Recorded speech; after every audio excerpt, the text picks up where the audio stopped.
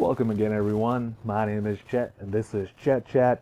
We saw Bluebeard. So Bluebeard is a foreign film. I believe it is a Korean film. My linguistics isn't that great, but I think they mention Korean areas in the movie. So Korean, yeah, Korean. Bluebeard is a story about this man who works at a clinic that does colonoscopies, oddly enough, and he lives in this area that is very well known for having cold cases of serial murders. The main thing is that the man, he actually thinks that his landlords are the ones responsible for the serial murders. And this weird investigative mystery thing starts forming up and it explodes pretty much. Did I like this movie? I don't know if I like this movie, honestly. It's weird. There's a very weird pacing that doesn't give me this good payoff, in my opinion. And it's weird because I can't tell, because it's in a different language, if the acting is great. At least the motions, they look believable, but I can't tell by the delivery because I'm just reading the subtitles anyway. But everybody looked believable. I don't know what it is about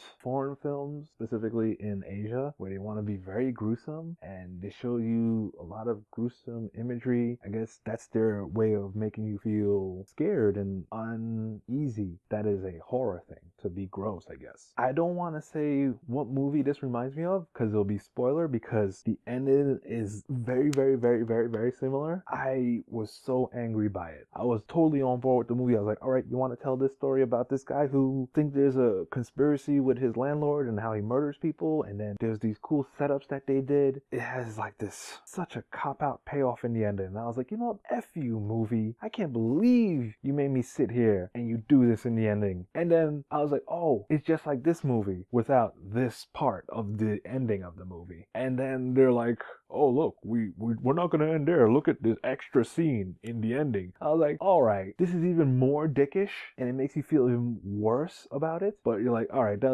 was kind of cool, but it's still not good enough to save the whole movie. The whole movie was going all right at most, and then they give you that stupid ending, and then they add on the other little ending, and it's like, nah, doesn't work out, man. I miss movies where when you go and watch it, you leave feeling differently. Like, it lingers on you. You want to think about it more. But no, this movie it makes you think about it in the sense that, like, this was so stupid. I hated it. I liked the other version of this movie that I saw better. So upsetting. Would I recommend this movie? Weirdly enough, I would recommend it just to see what I'm talking about, and maybe you'll like it because maybe you haven't seen as many movies as I have, and you might even appreciate what they do in the ending. Honestly, I actually thought about this myself in my own personal life. What if this was really happening and I didn't know? That's kind of cool thing, I guess. But yeah, it's actually a alright, I'll say it's a thriller. It's not a horror. Go ahead and watch it. If you want to spoil yourself, wait after the ending part here, and I'll spoil a little bit of this movie for you. So go ahead, you know what to do.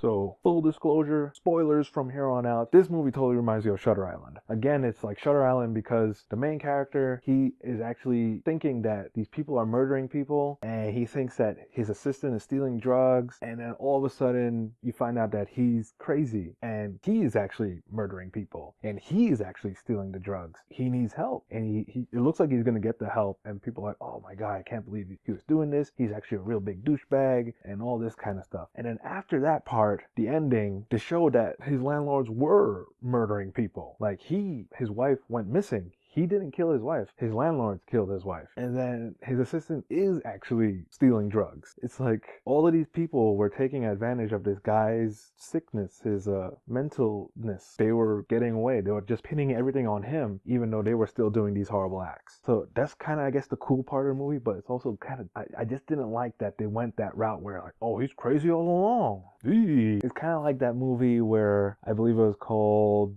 The Audition, where you see this guy get his leg cut off, and then, like, you think he's in a dream, and then it goes back to his leg getting cut off. It's like, I hate when they do, like, confusing stuff like that. I don't mind if they do it kind of cool and it makes sense and then it's fun and enjoyable to watch, but when you just confuse people and then it's not cool and it is no good payoff, fudge that movie, man. Fudge it. I'm out.